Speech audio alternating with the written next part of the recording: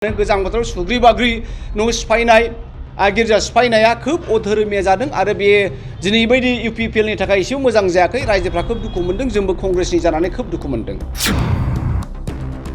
दा लुखांनानै सिफायनायाथ' बिराद गाज्रि जाबाय। दे नोंसोर सम्पतिखौहाय बाहाय खालामगोन, जोङो थांनानै धंस खालामहैगोन। बेलाय रायजो राजानि एगेन्स्टसो। जाय गभर्नमेन्टआ रायजो राजानि एगेन्स्ट, बे गभर्नमेन्टआ बोरै थांनानै थागोन? बै हाग्राखौ सोर सिफाया? गरिब गुन्द्राया सिफायाखै, जोंनि नेताफ्रासो सिफायनानै लांदां खालामदों। आरो बे लांदां जायगायावहाय बाहाय खुनु जेबो गार्डबो गैला, जुनारबो गैला, बिफां लाइफांबो गैला। बाहाय मा खालामगोन? जोङो थै बरननानै जोंनि थैनि सिगनेसार होदोंमोन बड'लेण्ड नांगौ होननानै, आरो जोंनि लाइमोनफ्रा फिसा फिसौफ्रा गोबां हाजार हाजार श' थैबाय। बे हानि थाखायनो दिनै बेसोरखौ थांनानै इभिकसन खालामहैनाया, न' बुफायहैनाया, गिर्जा बुफायहैनाया, न' बां गोजां बोथोराव सुग्रि बाग्रि गैया खालामनाय, बेनिख्रुइ देरसिन अधर्म आरो मा थाबावनो। खोब दुखुनि बाथ्रा जादों बियो। आङो बिसिनि गभर्नमेन्टखौहाय खोब लक्ष्य खालामबाय थादों। हेमन्त बिथाङाबो इलेक्सन खालामखांनानै, उच्चेद खालामखांनानै भुल हयसे, भुल होननानै सिखार लायो। सासे सिएमआ इलेक्सना माला खालामनांगौ माला खालामनाङा, उनावहाय जोंना भुल जादों होननानै हाइकर्टआ बुंजायोब्लासो बे सिखार जायो। दा थिग एखे रोखोमैनो आं सिगाङावबो होनखादों जे गभर्नमेन्टआसो न' गैजायैफोरनो न' होयो। दाना थाखानाय न'खौ सिफायनानै न' होनायाव मा लजिक थायो? दा थिग बेबायदिनो जोंना इउपिपिएल गभर्नमेन्टआबो, प्रमद फेरेंगा सरकाराबो आं बेबायदिनो नुदों। महम्मद बिन तुगलकफोरनि बायदि थाखानाय धोनखौ सिफायनानै गोदान धोन बानायनाय, मोजां समायना स्ट्राक्चारखौ सिफायनानै गुबुनाव समायना खालामनो नाजानाय। दा गुबैयै बुंनो थांनांगौ बाथ्राया बेनो, खोब दुखुनि बाथ्राया जाहैबाय मोनफ्रोमबो हाबाफारियावनो सरकारनि बायदि बायदि बेफोरबायदि इलेक्सन माबा माबि खामानियावनो रायजो राजाहा दुखु मोननाङो। बिराद दुखु मोनदों रायजो राजाफ्रा। होनदों प्रमद बर'नो जोङो हज्रि हज्रि आन्दलन खालामदोंमोन बड'लेण्ड नांगौ होननानै, जोङो थै बरननानै जोंनि थैनि सिगनेसार होदोंमोन बड'लेण्ड नांगौ होननानै, आरो जोंनि लाइमोनफ्रा फिसा फिसौफ्रा गोबां हाजार हाजार श' थैबाय।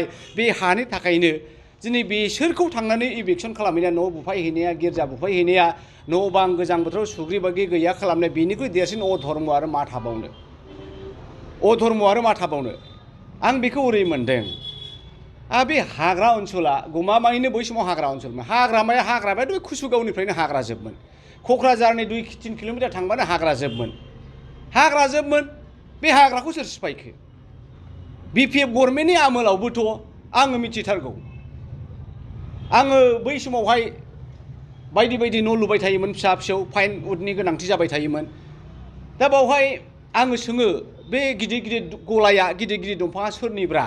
मिलनि मालिकखौ। आंजों मोजांथार नालाय मारवारिया। ये उमुक नेता का है, ये उमुक लिडार का है, ये उमुक लिडार का है। गासिबो लिडारनि जोब एफा गिदिर गिदिर दंफांखौ बहानिफ्राय, बै फरेस्टनिफ्राय, बै रिजार्भनिफ्राय दिनैबो बेबायदिनो मिलनि गिदिर गिदिर दंफाङा सोरबा गेदेर गेदेर इउपिपिएलनि नेता लिडारफोरनि जोब। बै हाग्राखौ सोर सिफाया? गरिब गुन्द्राया सिफायाखै, जोंनि नेताफ्रासो सिफायनानै लांदां खालामदों। आरो बे लांदां जायगायावहाय बाहाय खुनु जेबो गार्डबो गैला, जुनारबो गैला, बिफां लाइफांबो गैला। बाहाय मा खालामगोन? रायजो राजाया थांगोन थाहैगोन, गरिब गुन्द्रा हा गैजायिफ्रा हा नागिरनानै न' लुनानै थागोन। दा बेनि बेबस्थाखौ जोङो खालामनांगोन। 2006नि फरेस्ट डिलार राइट्सनि एक्ट मथेथ' जोङो फरेस्टआव थानो मोनो। बेफोरखौसो रेगुलाइज खालामनांगौ, बेफोरखौसो सिस्टेम खालामनांगौ। दा बे सिस्टेमखौ खालामाबालानो दा गिलु बालु खुनु थांनानै थानायनि बा गोदान बिथांमोना न' गैयाब्ला सिफाय जायोबा मा जागोन, बिनि राहाखौ खालामाबालानो गोजां बोथोराव सुग्रि बाग्रि न' सिफायनाय, गिर्जा सिफायनाया खोब अधोरोमिया जादों। आरो बे दिनै बायदि इउपिपिएलनि थाखाय एसेबो मोजां जायाखै। रायजोफ्रा खोब दुखु मोनदों, जोंबो कंग्रेसनि जानानै खोब दुखु मोनदों। हाबनाय समाव 100% गभर्नमेन्टनि सरकारनि लेबसेसानो बेनोखा।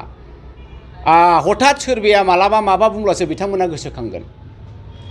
दा गावसोरहा मोनसे डिजाइन थानांगौ आरो। प्रमद बर' बिथाङा दिनै आन्दलनखारि, फेरेंगा बिथाङा दिनै गावबो आन्दलनखारि। बिथांमोना गावसोरनि मोनसे डिजाइन थानांगौ। दिनै बेस्राफ्रा थांबाय, 6 बोसोर 7 बोसोर थाहैबाय, न' बां लुजोब्बाय, बारि बागान मोसौ मोसा जाजोब्बाय, बेनिफ्राय सिमां नुबाय, स्कुल फिसाफोर लुबाय, बेबायदिनो गिर्जाफोरबो लुबाय। दा बेनो नोंथां होननाय बायदि बे थांनायनि सिगांनो बिथांमोना बादा होनांगौ माखासे आयेन खालामना होनांगौ दा लुखांनानै सिफायनायाथ' बिराद गाज्रि जाबाय दे नोंसोर सम्पतिखौहाय बाहाय खालामगोन जोङो थांनानै धंस' खालामहैगोन बेलाय रायजो राजानि एगेन्स्टसो जाय गभर्नमेन्टआ रायजो राजानि एगेन्स्ट बे गभर्नमेन्टआ बोरै थांनानै थागोन जाय गभर्नमेन्टआ रायजो राजाखौ अना रायजो राजाखौ थगायबाय बिसोरनिफ्राय भट आदाय खालामनानै जोबनायावहाय बे भटारफोरखौनो गावनि भटारफोरखौनो नासयो बे गभर्नमेन्टआ बोरै थांनानै थागोन बेखायनो आं दुखु मोनदों इउ पि पि एलआ बुरबकनि खामानिखौ मावदों आरो मा